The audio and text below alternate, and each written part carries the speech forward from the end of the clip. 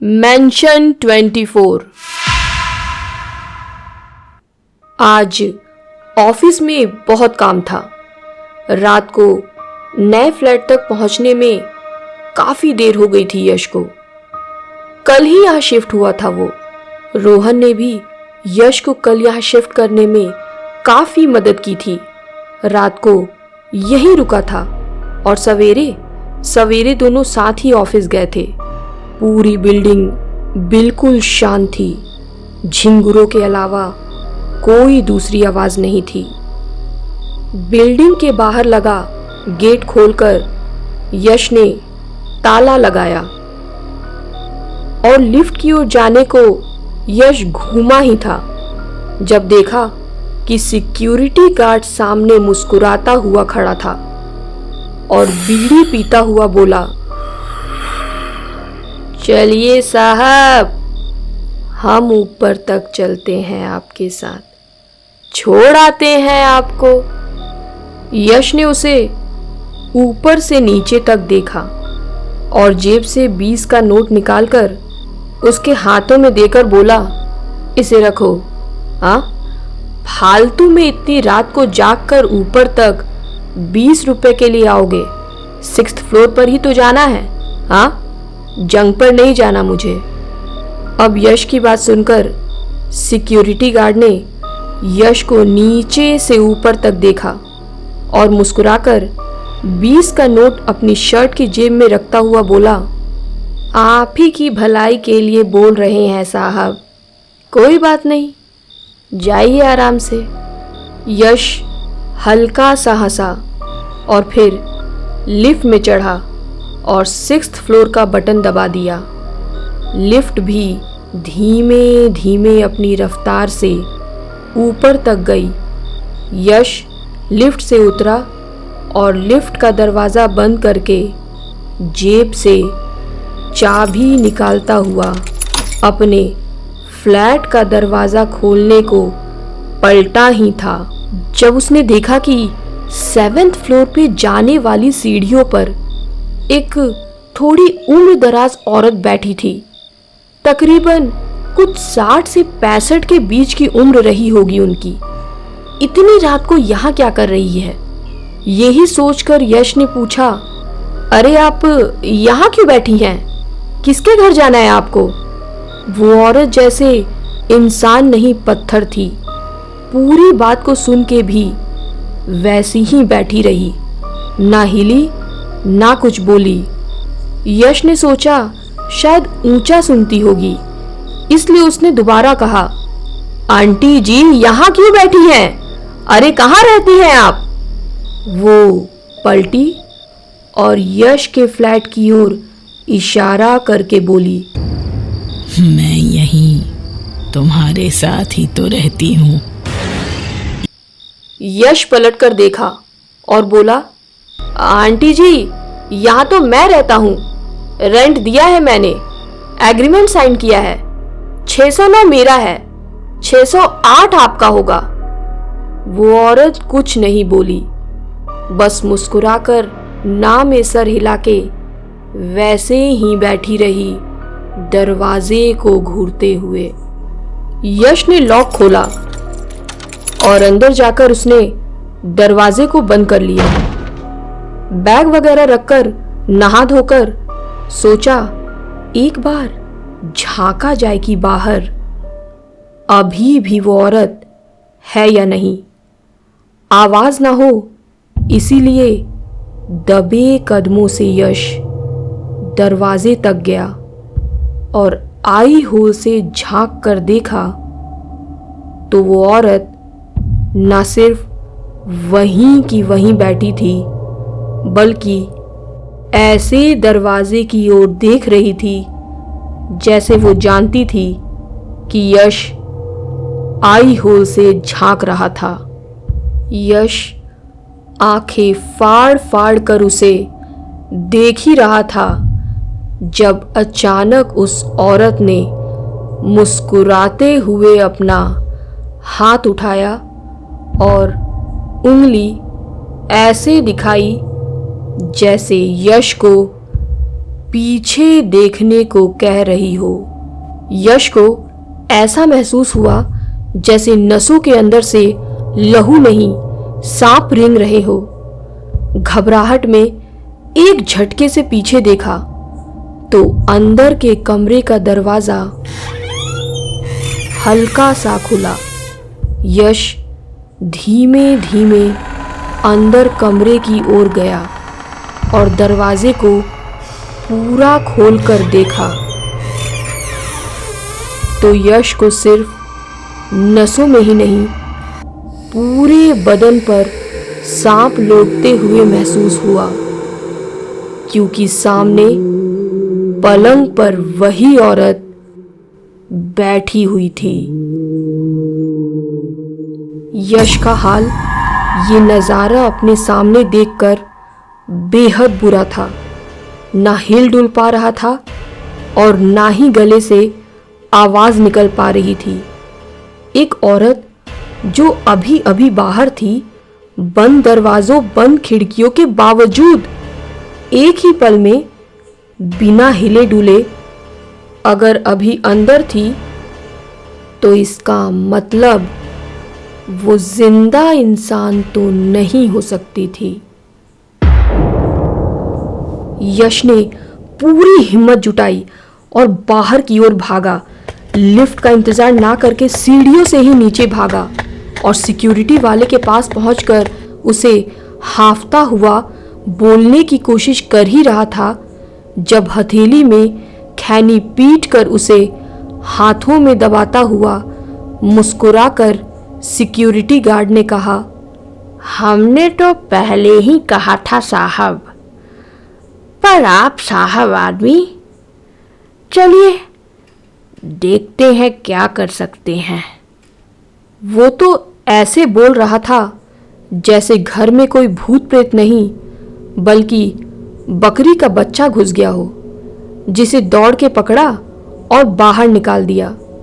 Lift में चढ़कर दोनों 6th फ्लोर पर पहुंचे और लिफ्ट का दरवाजा बंद करके तंबाकू थूक कर सिक्योरिटी गार्ड ने यश से कहा, सुनिए, हम जा रहे हैं अंदर, आप यहीं बाहर रुकिए।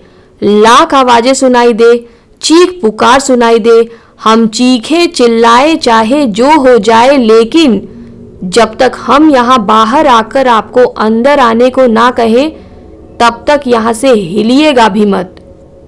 यश चुपचाप वहीं खड़ा हो गया और वो सिक्योरिटी गार्ड दरवाजे को जरा सा खोलकर अंदर चला गया।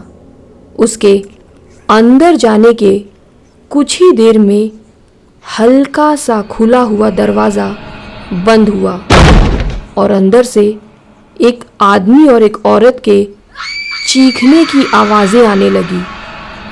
यश को याद था कि उसे वहीं खड़ा रहना है, अंदर नहीं जाना है। यश चुपचाप वहीं खड़ा रहा और कुछ ही देर में सारी आवाज़ें शांत हो गई। यश जानता था सारी आवाज़ें जब बंद हो ही गई है तो कोई दिक्कत नहीं है। रतन अभी बाहर आएगा और बताएगा कि क्या करना है, लेकिन 5, 10, 15 फिर 20 मिनट हो गए लेकिन रतन नहीं आया। यश ने बड़ी मुश्किल से हिम्मत इकट्ठी की और धीमे से दरवाज़ा खोला और कहा, रतन, रतन, भाई रतन, रतन। यश की पुकारों के बावजूद रतन का कोई जवाब नहीं आया। डरता हुआ घबराया सा यश अंदर पूरा फ्लैट उसने देखा, लेकिन रतन कहीं दिखाई नहीं दिया। ऐसा कैसे हो सकता है? इतना बड़ा एक आदमी कहाँ गायब हो गया? जमीन खा गई या आसमान निगल गया? या फिर वो बूढ़ी औरत? यही सोचता हुआ यश अपने कमरे के अंदर घुसा और जाकर पलंग पर बैठा भर था जब सिक्योरिटी गार्ड रतन पलंग के नीचे से लुढ़कता हुआ, चीखता हुआ अंदर से बाहर आया और वैसे ही चीखता हुआ कमरे से बाहर और फिर फ्लैट से बाहर भाग गया। यश की जिंदगी 1 घंटे में इतनी ज्यादा बदल सकती थी, ये यश तो क्या, उसके फरिश्तों तक ने नहीं सोचा था। भागते हुए रतन के पीछे दौड़ा वो। रतन, अरे रतन, रतन रुको, अरे क्या हुआ रतन, रतन। रतन अंधाधुंध सीढ़ियों से नीचे को भाग रहा था। बेचारे गरीब आदमी को कहाँ फंसा दिया मैंने, यही सोचता हुआ यश उसके पीछे उसे संभालने के लिए दौड़ा। लेकिन यश जैसे ही सीढ़ियों के एक सिरे को पार करके दूसरे पे पहुंचा तो जहां उसे भागता हुआ रतन दिख रहा था, वहीं अब रतन की जगह वही बूढ़ी औरत थी। यश रुका नहीं, दौड़ता रहा और आखिरी सीढ़ी पर पहुंचकर वो बुढ़िया रुक गई और पहले माले पर यश रुक गया। वो बूढ़ी औरत पलटी और यश को बड़े ही गुस्से में घूरती हुई मुंह खोलकर एक अजीब सी आवाज करने लगी और आखिरकार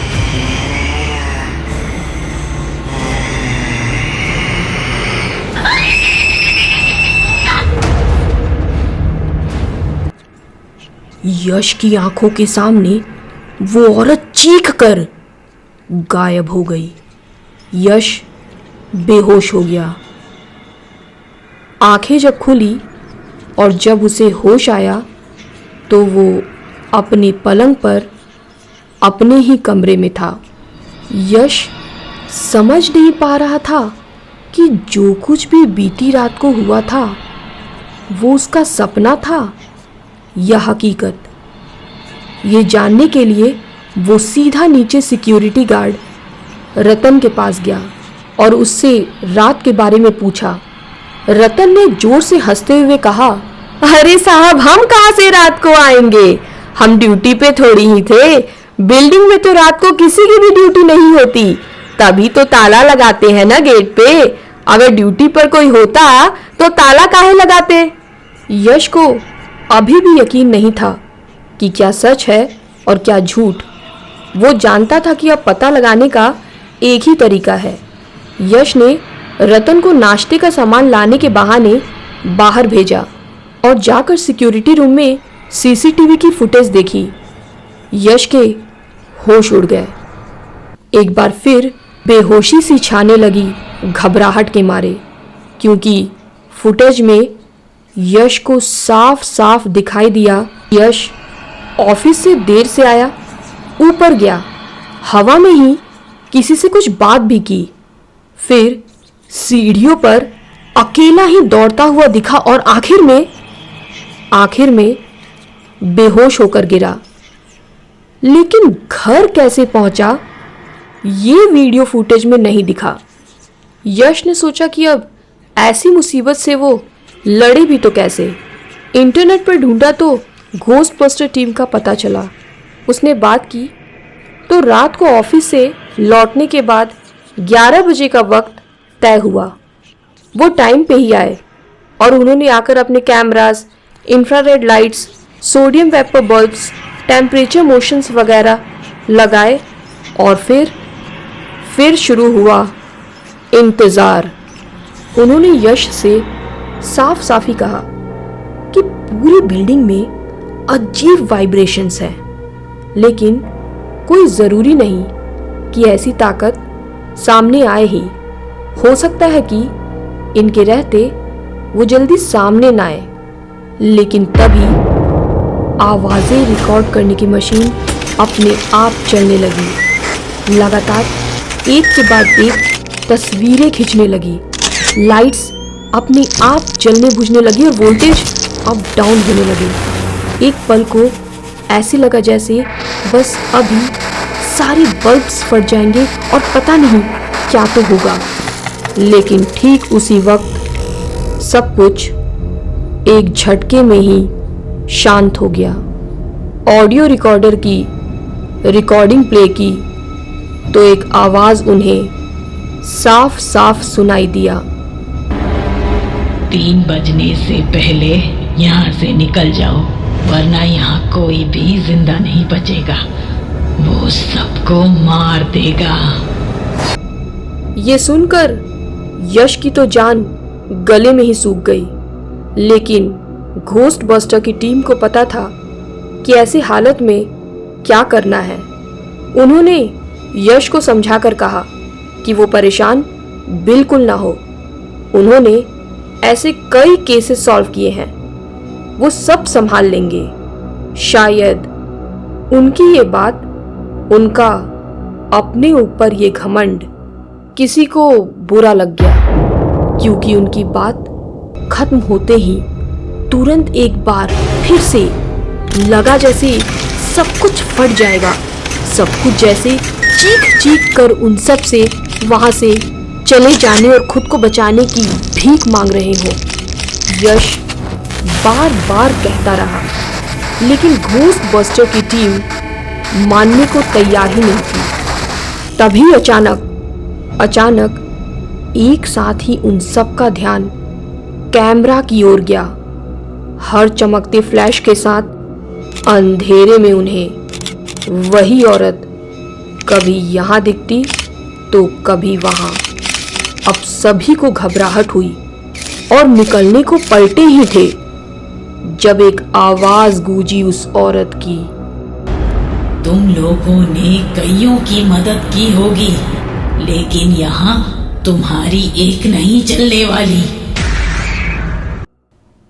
उस औरत ने बताया कि हर जगह जैसे किसी अधूरे काम या अधूरी चाहत वाली आत्माएं ही उन्होंने आज तक देखी थी, लेकिन इस पूरी बिल्डिंग में रहने वाले जितने भी लोग दिखाई दिए थे उनमें से कोई जिंदा नहीं था, और उन सब को मारने वाला कोई और नहीं, रतन था। उस औरत का नाम आशा मल्होत्रा था, जो एक बूढ़ी विधवा थी। उसके गहने को लूटने के लालच में रतन ने मारकर उसी फ्लैट में सड़ने को छोड़ दिया था। बेटा अमेरिका से उन्हें लेने आने वाला था, तो सब कुछ बेचकर पैसे जो अलमारी में थे वो और गहने वगैरह सब लेकर रतन भागा नहीं था वहां से। सब छुपा के ऐसे रह रहा था जैसे कुछ हुआ ही नहीं हो। उस औरत ने बताया कि मैंने अपनी मौत का बदला रतन से ले ही लिया, पर रतन मरने के बाद भी रुका नहीं। उसने एक के बाद एक इस बिल्डिंग में रहने वाले किसी भी इंसान को नहीं छोड़ा, क्या बच्चे और क्या बूढ़े, कोई नहीं बचा। तब से मैं यहीं भटकती हूँ ताकि तुम जैसे निर्दोषों को बचा सकूं। ये सारी बातें बताने के बाद उस औरत ने एक बात और कही। 3 बजने के पहले यहाँ से निकल जाओ, वरना इतने लोगों की नफरत, इतनों के दर्द और गुस्से का शिकार हो जाओगे। कोई नहीं, कुछ नहीं बचा पाएगा तुम सबको। नजर घड़ी की ओर गई तो देखा कि 2:58 हुए थे। यश के साथ बाकी सब ने भी दौड़ लगाई वहां से। नीचे पहुंचकर मेन गेट के ताले को खोलने की कोशिश कर ही रहे थे जब खैनी पीसकर होठों में दबाते हुए रतन की आवाज उन्हें सुनाई दी। कहाँ चले सब लोग? 3 बज गए साहब, चलिए ऊपर छोड़ दूं।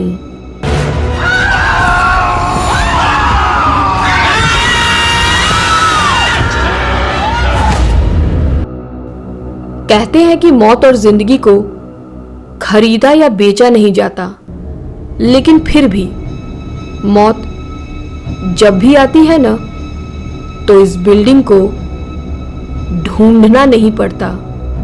मौत अपने आप किराए पर इस बिल्डिंग में आपको एक फ्लैट दिलवा ही देती है।